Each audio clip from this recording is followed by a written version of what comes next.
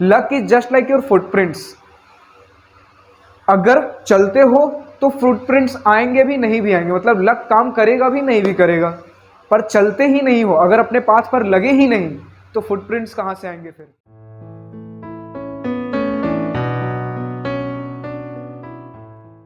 Hi, this is Prabhat Ranjan और आज की इस वीडियो में हम बात कर रहे होंगे हाउ टू गेन कॉन्फिडेंस।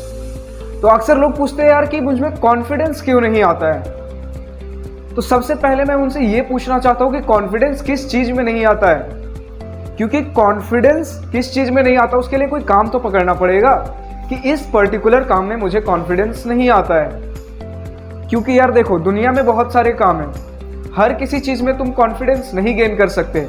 क्योंकि मैं अभी जो बताऊंगा, जो फॉर्मूला बताऊंगा, एक कॉन्फिडेंस का फॉर्मूला है, एक सीक्वेंस है, एक पाथ है, उस पर तुम्हें चलना होता है। तो तुम खुद ब खुद तुम्हें अंदाजा लग जाएगा कि हर चीज में कॉन्फिडेंस नहीं गेन किया जा सकता। तुम्हें अपने लिए कुछ पर्टिकुलर काम चुनने पड़ेंगे, एक अल्टीमेट गोल डिसाइड करना पड़ेगा। मुझे यहां तक पहुंचना है, अब वहां तक पहुंचने के लिए किस किस कामों में, किस किस स्किल्स में मुझे कॉन्फिडेंस चाहिए, सबसे पहले ये फिगर आउट कर लिया। अब जैसे बच्चों की बात करें, फॉर एग्जाम्पल बच्चों के जब हम बात करते हैं तो उनका अल्टीमेट गोल क्या है, स्टूडेंट्स का अल्टीमेट गोल क्या होता है, एग्जाम अच्छे से क्रैक करना है। तो एग्जाम अच्छे से क्रैक करना है तो कॉन्फिडेंस किस चीज में चाहिए, एग्जाम लिखने में चाहिए। बोलते हैं ना, जिस चीज को भी कॉन्फिडेंस से तुम करते हो 99% चांसेस है कि वो अच्छे से निकल जाएंगे। ठीक है, 1% तुम्हारा लक फैक्टर होता है, ये मैं भी मानता हूँ। सपोज करो एग्जाम देने गए, तुम्हारा पेन खत्म हो गया, चलो पेन तो कोई फ्रेंड दे देगा। तुम्हारा गर्मी आज बहुत है, तुम्हारा ध्यान नहीं लग पा रहा है, शोर शराबा है, बाहर आज बहुत ज़्यादा डीजे बज रहा है, ये सब तुम्हारा 1% लक में आ जाएगा। लेकिन कहते हैं लक के ऊपर कभी मत ज़्यादा सोचो, क्योंकि 99% तुम्हारा एफर्ट है। Luck is just like your footprints. अगर चलते हो तो फुटप्रिंट्स आएंगे भी नहीं भी आएंगे, मतलब लक काम करेगा भी नहीं भी करेगा। पर चलते ही नहीं हो, अगर अपने पाथ पर लगे ही नहीं, तो फुटप्रिंट्स कहां से आएंगे फिर। तो पहले काम करना जरूरी हो, 99% एफर्ट डालना जरूरी है, तब उस 1% लक की तुम उम्मीद कर सकते हो। ठीक है, अब सपोज करो तुम्हें एग्जाम में कॉन्फिडेंस चाहिए, तो फॉर्मूला ये है कि कॉन्फिडेंस के लिए सबसे पहले तुम्हें उस चीज में एक्सपर्टीज चाहिए। एक्सपर्टीज चाहिए मतलब उसमें तुम्हें एक्सपर्ट बनना है, और एक्सपर्ट बनने के लिए तुम्हें उस काम में एक्सपीरियंस चाहिए। Experience in the sense positive experience चाहिए।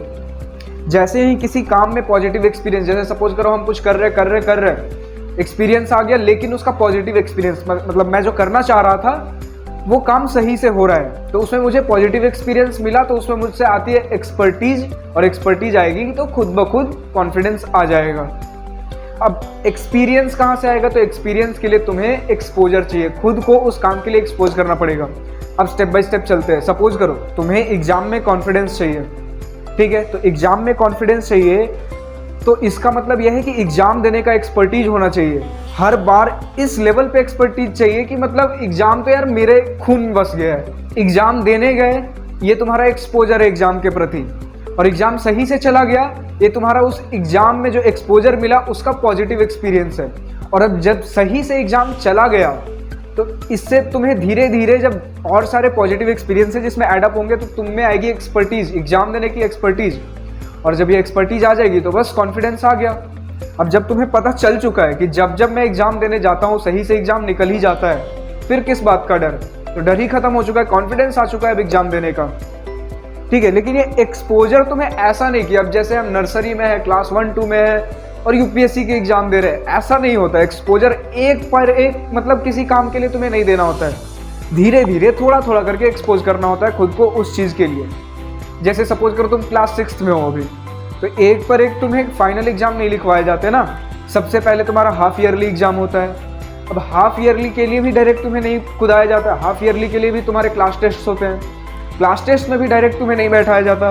टीचर जब पढ़ाते हैं उस चैप्टर को तो बीच बीच में तुमसे सवाल जवाब करते हैं, तो यही तो है यार, टीचर ही तुम्हें आदत दिलवाते हैं, थोड़े थोड़े एक्सपोज करते हैं। एग्जाम में बेसिकली होता क्या है, जितना तुम्हें आता है वही तो पूछा जाता है, तो टीचर तुम्हें थोड़े थोड़े एक्सपोज कराते हैं। ऐसे ही लाइफ में और किसी काम के लिए मुझे कॉन्फिडेंस चाहिए, तो थोड़ा थोड़ा उस चीज़ को एक्सपोज करूंगा।